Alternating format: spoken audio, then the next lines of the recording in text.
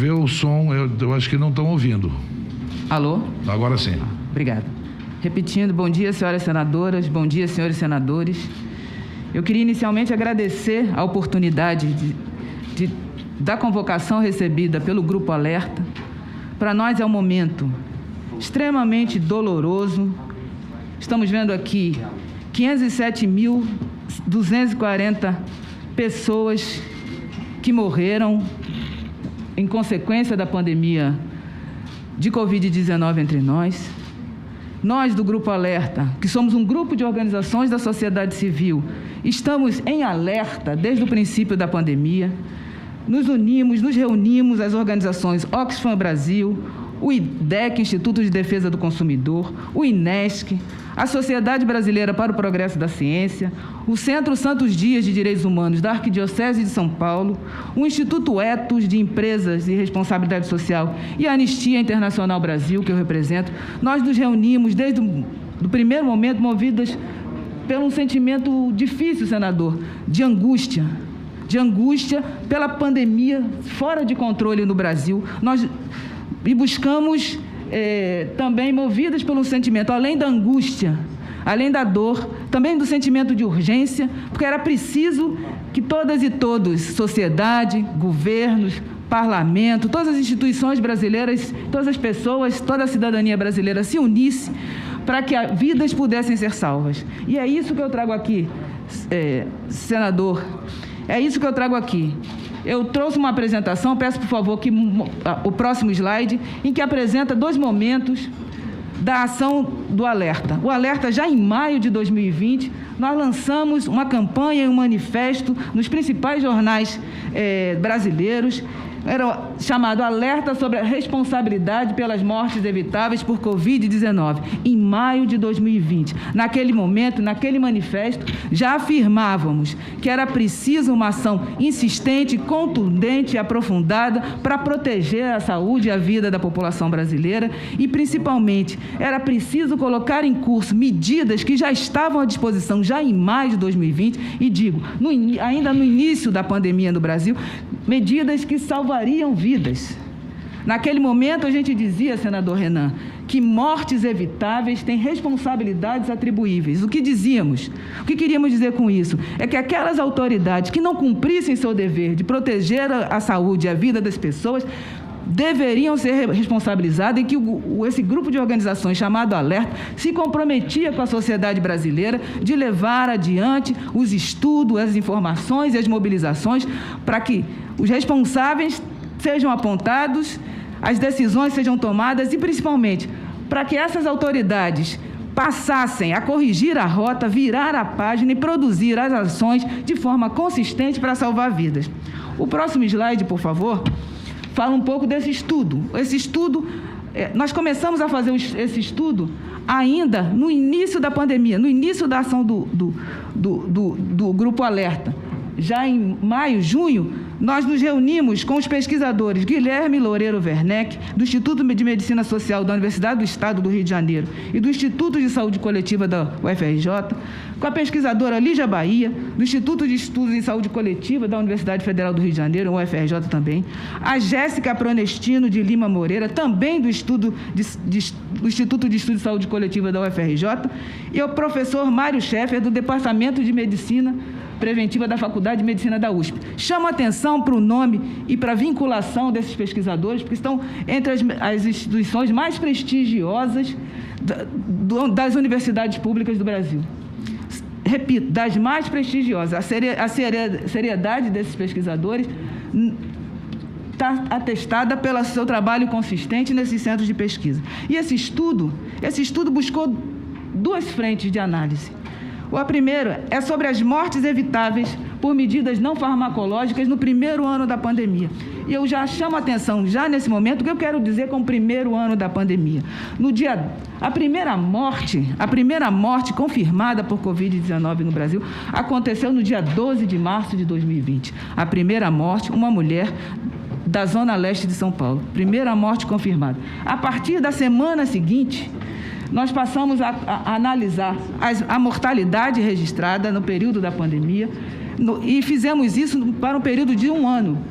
um ano, de março de 2020 a março de 2021, perfazendo 52 semanas epidemiológicas de observação. Não é? Nós também buscamos os dados.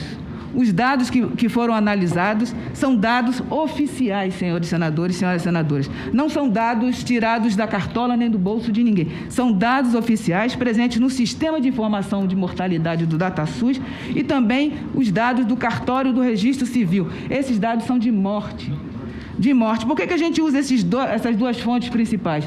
Porque o Sistema de Informação de Mortalidade traz informações importantes, mas a qualidade do dado, a precisão do dado vai sendo produzida com o tempo. Os municípios informam para os estados informam para o nível federal e essa transmissão de dados passa por checagens para corrigir erros de preenchimento. Então, isso leva um tempo, cerca de um ano, para os dados estarem mais consistentes. Então, a gente, para se apoiar, para garantir mais consistência à informação, a gente foi buscar os dados do cartório de registro civil. Por quê? Porque é estado de óbito. Ninguém é enterrado sem o registro da morte. Então, a gente comparou essas duas fontes de informação sobre morte no Brasil, fez as correções necessárias, porque são bases de dados diferentes, e trazemos esses números aqui.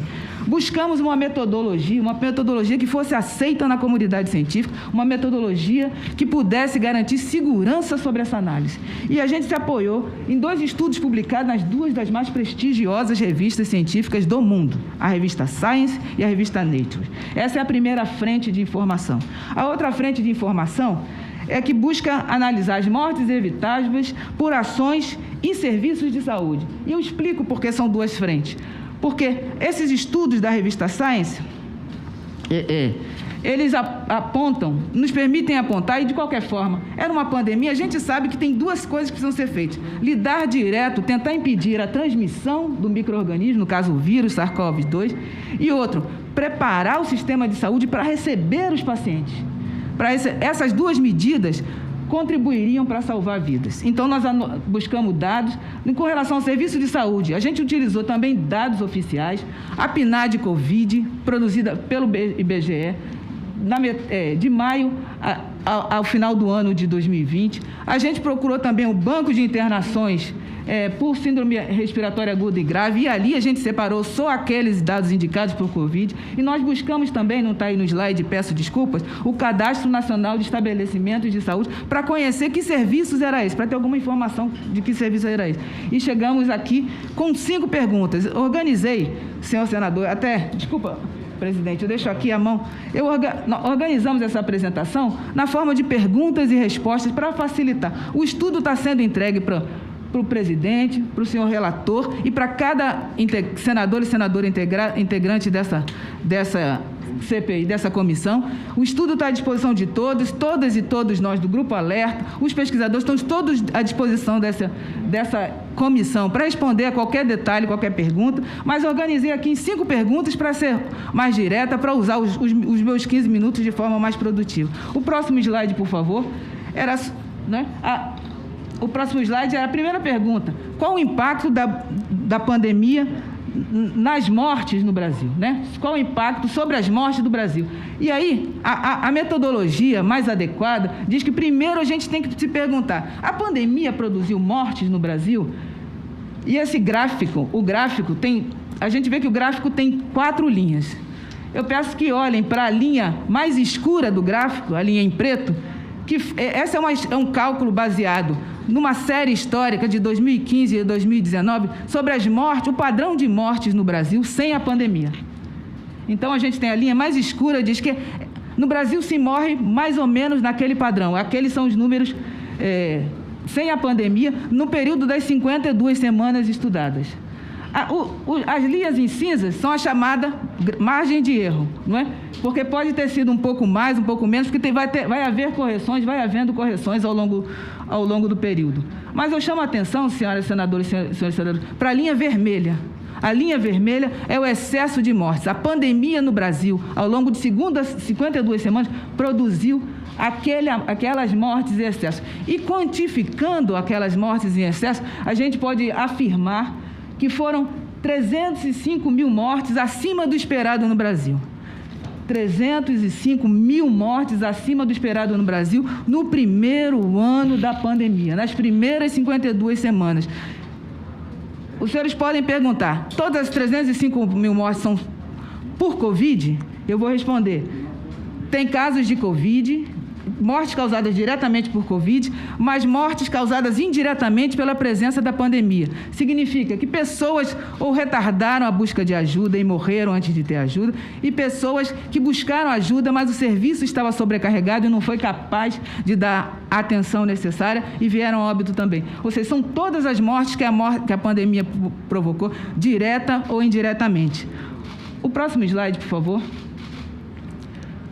A pergunta, porque a nossa preocupação é, havia algo que poderia ser feito para evitar, já no primeiro ano da pandemia, sem vacina, sem medicamento comprovado pela ciência, sem muito conhecimento, inclusive, será que havia algo que poderia ser feito para não ter 305 mil mortes a mais? E a gente buscou responder no próximo slide, por favor. A literatura, o conhecimento, como eu disse, desde o princípio, apontam 2 caminhos de ação para reduzir as mortes, para reduzir o impacto da pandemia entre nós. Uma é a redução da transmissão. Isso é assim para qualquer doença infecciosa, qualquer epidemia, qualquer surto. Vamos tentar impedir a redução da transmissão. E como poderia ter sido feito isso? Como poderia se fazer isso? Através de uma técnica básica da saúde pública, a vigilância epidemiológica, não é?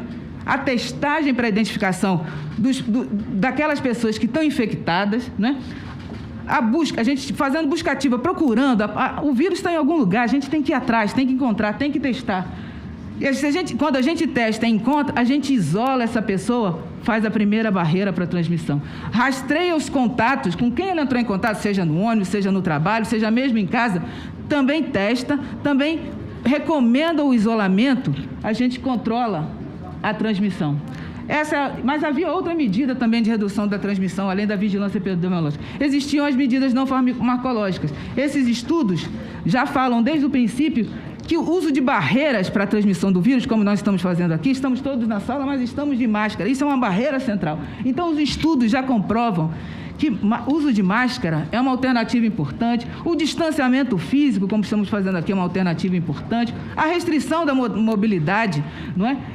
Redução das taxas de contato, tem tido um debate intenso na mídia, né, sobre a aglomeração. Isso tudo, os estudos mostram, teriam feito a diferença. Teriam feito a diferença. Essa era a parte da redução da transmissão. Mas tem uma outra parte, que é a preparação do sistema de saúde, não é? A pandemia foi anunciada, a epidemia, quer dizer, o surto, naquele momento era uma epidemia ainda na China, foi anunciado em 2019. Sabíamos que corria um risco bastante significativo dela chegar até aqui. Então, o que a gente tem que fazer? Pessoas vão adoecer, é preciso preparar o sistema de saúde para receber os pacientes e salvar as vidas. E qual medidas são essas? Oferta de profissionais treinados em quantidade suficiente. Repito, oferta de profissionais treinados em quantidade suficiente. Oferta de leitos em hospitais e leitos de UTI, porque vimos pelo histórico da doença na China, na Europa, que a demanda de leitos hospitalares e CTI era muito alta. Então, tínhamos que preparar isso, porque ia chegar aqui. Tinha uma vantagem temporal, porque ainda não estava, quando estava acontecendo na Europa, ainda não estava acontecendo aqui. Tínhamos uma vantagem temporal. Tínhamos que oferecer medicamentos de suporte, porque sabíamos que essas pessoas são hospitalizadas, são entubadas, então tem uma série de medicamentos necessários e vimos as notícias. Faltaram anestésicos, corticoides, relaxantes musculares. À medida que a gente foi aprendendo quais eram os medicamentos que necessários, a gente não estava preparado, a gente precisava estar preparado para ter isso no sistema de saúde, para poder cuidar da saúde das pessoas. E disponibilidade de insumos também, oxigênio medicinal, ventiladores mecânicos e outros. Fundamental para cuidar das pessoas e ajudar a salvar a vida. O próximo slide, por favor. Meu tempo está acabando, eu vou pedir... Aqui é uma informação sobre os estudos. Pode passar, por favor? Pode passar. Mas eu posso... Aí, isso. Aí a pergunta, aqueles slides o que eu mostrei até agora mostra que havia o que a gente poderia ter sido feito de forma intensa, de forma consistente, para ajudar a salvar, pelo menos em parte, as vidas que perdemos. Havia. E ainda há, senador. Ainda há, senadores. Esse estudo, então, se pergunta, 305 mil mortes em excesso. Quantas dessas poderiam ter sido evitadas? O próximo slide, por favor. Aqui a gente se baseia nesses estudos que eu citei, que apontam que se as medidas eficientes de distanciamento social e controle da transmissão, vigilância epidemiológica, etc., tivessem sido adotadas, haveria uma redução de 40% no potencial de transmissão do vírus. O famoso R0 que a gente escuta falar.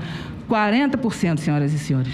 40%. Embaixo tem uma ilustração sobre o que é o R0. A gente pode voltar a isso, mas eu peço para passar, por favor, que o próximo número é muito importante. A resposta é: se tivéssemos agido como era preciso, senador, a gente poderia, ainda no primeiro ano de vida, ainda no primeiro ano de história da pandemia entre nós, nas 52 primeiras semanas epidemiológicas, ter salvo 120 mil vidas.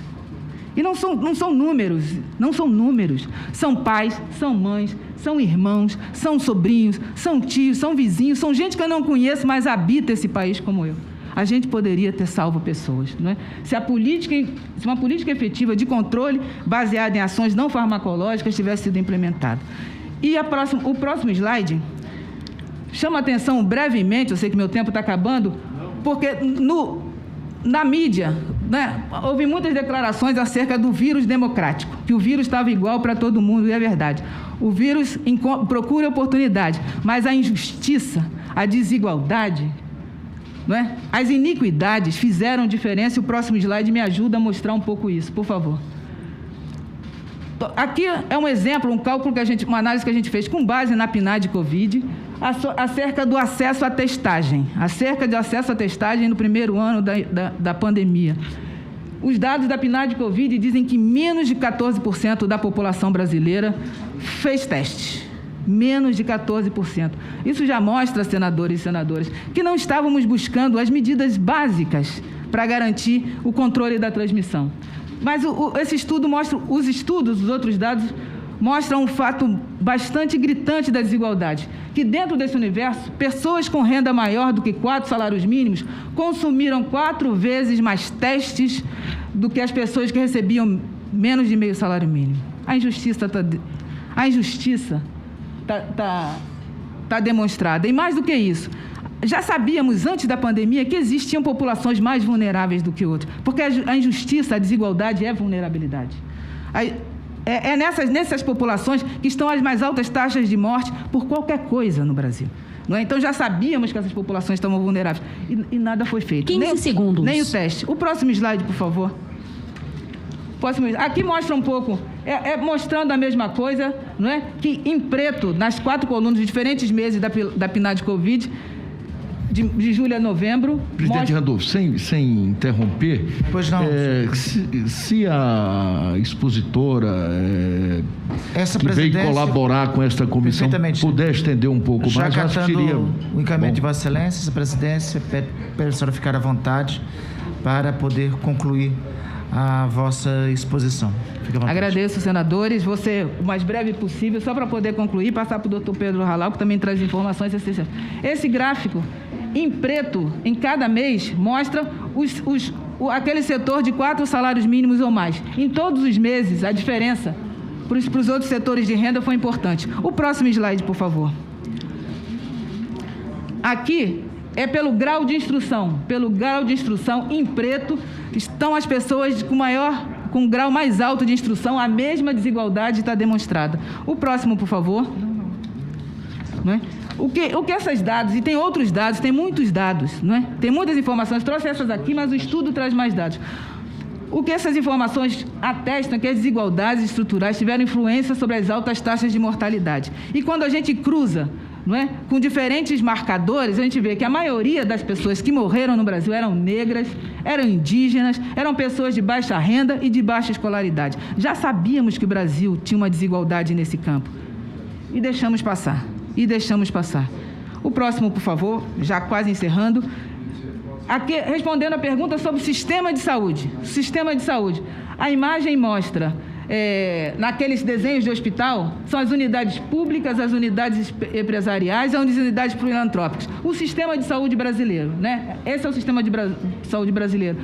nós vamos ver ali na informação da unidade pública, a gente vê que 66% das pessoas que morreram no Brasil morreram nas unidades públicas. E a gente está vendo também que desses 66% que morreram nas unidades públicas, a maioria era população não branca. O que quer dizer isso? Quer dizer que o sistema público é ruim? Não, quer dizer que o sistema público estava terrivelmente sobrecarregado, que não conseguiu dar conta. Quer dizer também que, possivelmente, essa população que tinha uma carga de doença, uma carga de risco, uma carga de vulnerabilidade maior, talvez não tenha conseguido acesso a tempo. Isso que quer dizer? Eu não estou dizendo isso para dizer que o sistema público é ruim. Muito pelo contrário, vivi a minha vida inteira apoiada no sistema público. Muito pelo contrário, estou dizendo que se a gente investisse e se continuar investindo, isso podemos fazer a diferença. O próximo, por favor. Esse é um outro dado estarrecedor. Os dados apontam que 20.642 pessoas morreram em unidades de atendimento pré-hospitalar. Ou seja, morreram nas UPAs, morreram no pronto-socorro. Não tiveram condição de acesso a tempo.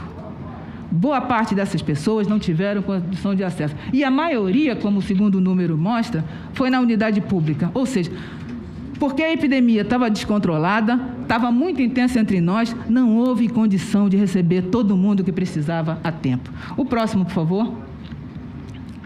O próximo, por favor. Isso. Para encerrar, como eu disse, o Grupo Alerta está movido pelo senso de urgência. O senso de urgência de salvar vidas. Então, a última pergunta que nós fizemos é: o que podemos fazer? O próximo, por favor, porque aí trazemos recomendações a essa CPI. Recomendações à CPI que a gente acha importante. A CPI já está liderando e precisa liderar cada vez mais os esforços para que medidas adequadas sejam adotadas. Então, a gente traz as seguintes recomendações. Primeiro, a criação de um memorial das vidas perdidas para a Covid. São mais de 500 mil de mortos, senador. A gente precisa viver como coletividade, como brasileiros e brasileiras, como nação, esses rituais, esses processos de luto. É muito difícil o que a gente está passando e a gente não está tendo tempo para parar, para chorar e para honrar adequadamente nossos mortos. Essa CPI pode liderar esse processo, precisa liderar.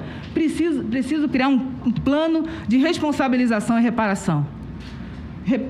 Responsabilização daqueles que deixaram de fazer o que era necessário, daqueles que deixaram de cumprir o seu dever, e também de reparação.